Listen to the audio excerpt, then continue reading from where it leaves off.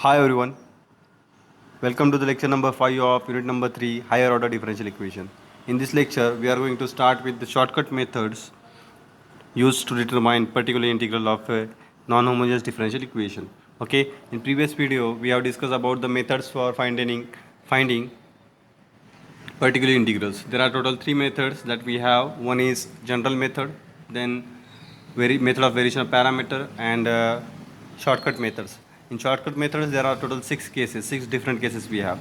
Now in this video we are going to discuss about all the 6 cases, and then we'll start with the examples based on shortcut methods. Okay, so case 1, for a differential equation phi of d of y equal to f of x. This is our linear differential equation with constant coefficient of degree n.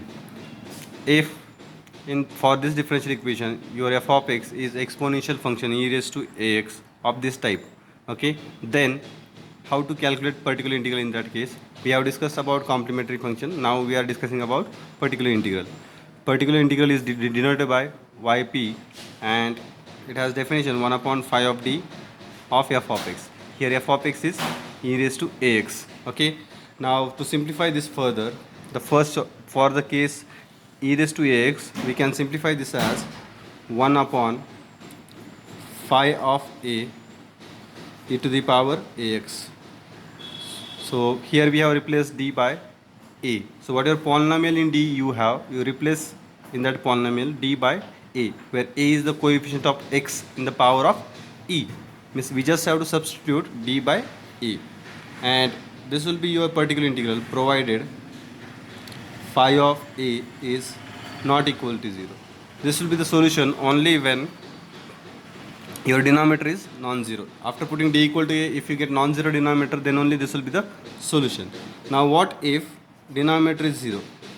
If phi of a equal to 0, then this is called as case of failure. Okay, so when phi of a equal to 0, then this case fails. It is called as case of failure.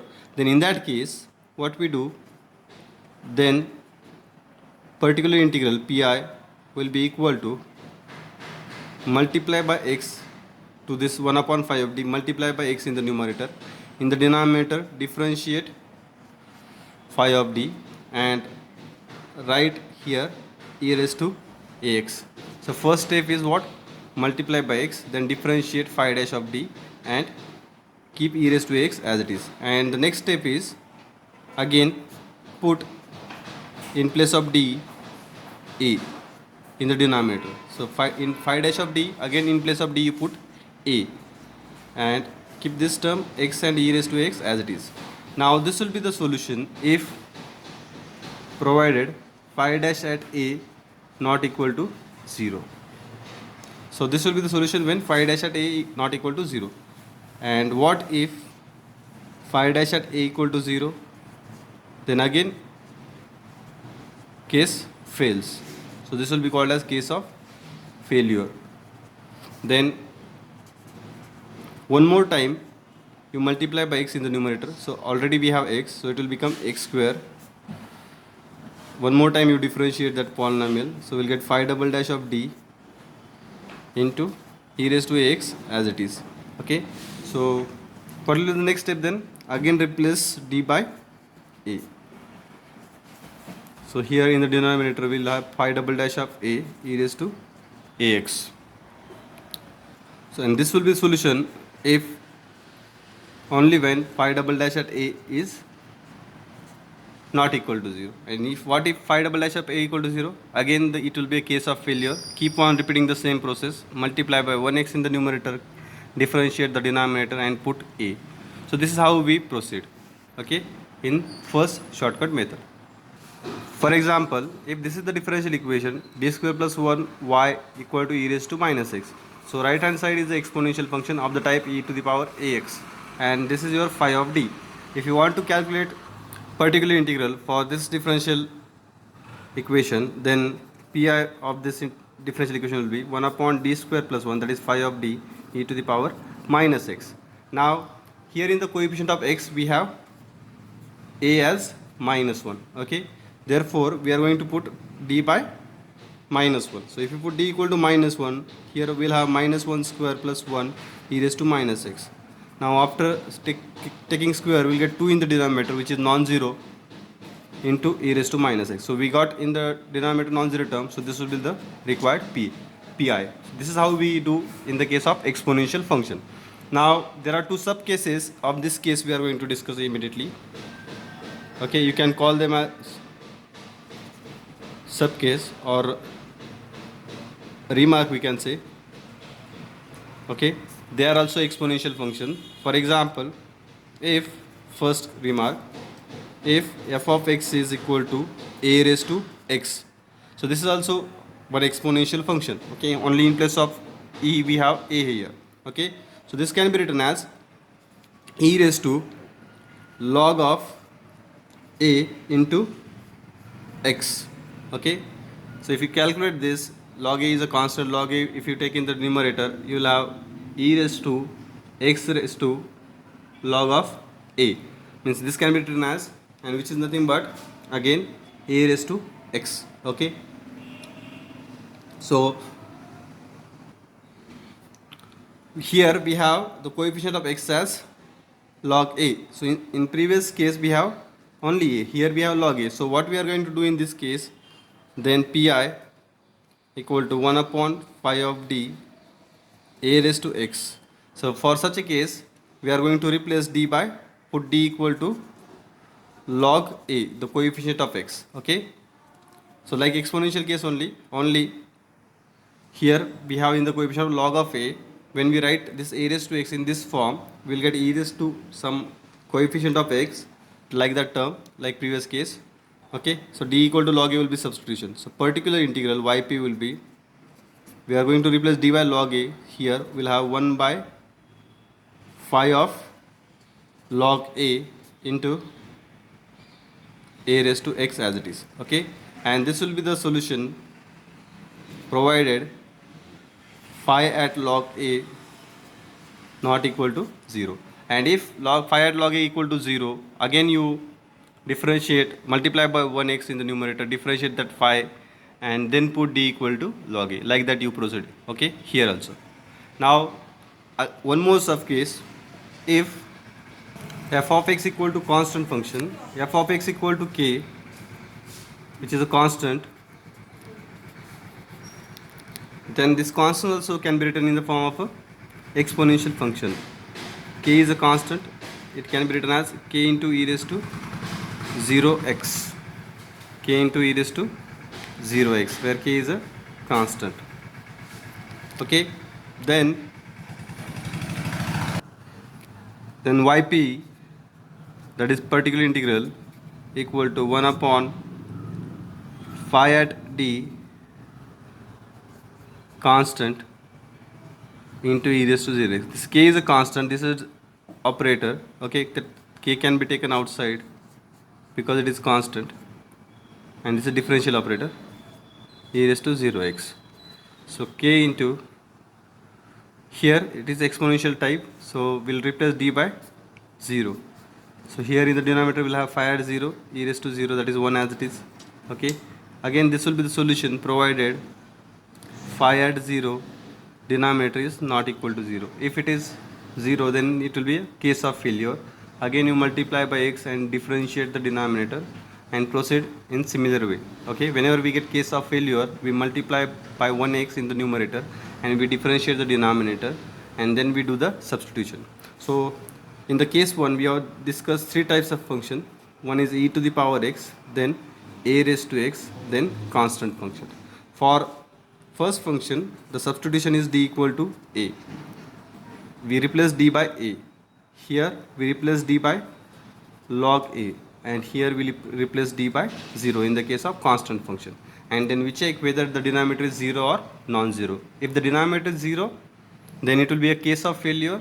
Multiply by 1x and differentiate the denominator, and then operate that quantity on the same exponential or constant function. Okay, and if it is not the case of failure, that will be your required particular integral. This is what the case number 1 is.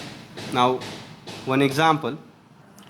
So if you see this differential equation, three functions I have taken. One is e to the power x, one is 2 2 raised to minus x plus 1. Okay, so when we find particular integral for this differential equation, we'll have this type of situation: 1 upon d square plus 2d plus 1 operating on e raised to x plus 2 raised to minus x plus 1. Okay, now this we are going to operate on all the three terms. So one by one I will write d square plus 2d plus 1 operating on e raised to x plus 1 by d square plus 2d plus 1 operating on 2 raised to minus x plus 1 by d square plus 2d plus 1 operating on constant. So here for all the three terms, the shortcut method, first shortcut method is applicable. Okay, so here we'll put d, here the value of a is 1, so we'll replace d by 1, so we'll get 1 plus 2 plus 1, that is 1 by 4 e raised to x. So 4 is a non-zero, so this will be the solution. Here we have 2 raised to minus x, instead of a raised to plus x we have minus x. So when we have minus x, at the time the substitution is minus log a. So you can add here, if a raised to minus x is the function, then d equal to minus log a instead of plus log a. Okay, this will be the substitution. So here the substitution will be minus log 2, because we have 2 raised to minus x. So minus log 2 will replace. So this will be the square of that, log 2 square plus 2 log 2 plus 1. Okay, this will be the denominator. The numerator as it is, 2 raised to minus x, this function as it is. And at the end we'll put 0. So 0, 0 plus 1, 1 will remain. And this is how you will get the particular integral there. 1, this one and this one, total 3 terms. Okay. Now let us discuss case number 2. If f of x equal to sin ax or cos ax, if you have trigonometric function of the type sin or cos, and in the coefficient of x we have constant a. Okay, if this type of function is there, your f of x, then particular integral yp, for calculating yp, first we write your polynomial as a function of d square. Okay, so try to write the given polynomial as a in the powers of d square. So how that can be done? If we have d cube, then write it as d square d. Okay, so try to write the terms in the form of d square. Okay, so once we write the phi of d as a, in terms of d square, then we substitute, we replace the d square by minus of a square. This is not minus a square, this is minus of a square. So for example, if your function is sin 2x, then the value of d square will be minus of 2 square, that is minus 4. Okay, so here the substitution will be d square equal to minus 4. That is what the meaning of d square equal to minus a square is. Okay, now, and when you put d square equal to minus of a square, and if you get non-zero denominator, then this will be the solution, this will be particular integral of that differential equation, provided phi at minus of a square is not equal to 0. And if it is 0, then if phi at minus a square equal to 0, then it is called as case fails. Then you can say case fails, that is case of failures. Okay, then in the case of failure, what we do, we multiply by x, we differentiate phi one time, then whatever substitution we have carried out in previous step, the same substitution we carry out. Okay, in the next step again you replace d square by minus a square, and again check for whether case fails or not. If case fails, then keep on doing the same thing. So for trigonometric function sin or cos, the substitution is d square equal to minus of a square. This thing you have to note down carefully, and you just have to check like previous case whether the denominator is 0 or not. After doing the substitution, d square equal to minus of a square. Okay, so for example, if we have d square plus 4 operating on y equal to sin 2x, if this is the function d square plus 4y sin 2x, then yp for this example is 1 upon d square plus 4 sin 2x, right? So if you replace d square by, here the value of a is 2, so the square of 2 is 4 and minus. So if you replace d square by minus 4, we'll get minus 4 plus 4, 0 in the denominator. So this is the case of failure. here case fail, therefore what we'll do, we multiply by x, differentiate this. So the derivative of this will be 2d, force derivative is 0, sine 2x as it is. So what we have, x by 2d sine 2x. Now 1 upon d we have. So whenever 1 upon d is there, the meaning of 1 upon d is integration with respect to x of that function, because d is the derivative with respect to x. So 1 upon d, inverse of that is integration. So 1 upon d, integration of sine 2x, so x by 2 as it is, integration of sine 2 is minus cos 2x by 2. So finally this will be equal to minus x cos 2x by 4. So this is how you need to do the calculation for particular integral. In the case of trigonometry function, the substitution is d square equal to minus 4. If case fail, then multiply by x and take the derivative and proceed. So this is it from first two cases. The remaining cases we'll discuss in next video, next lecture.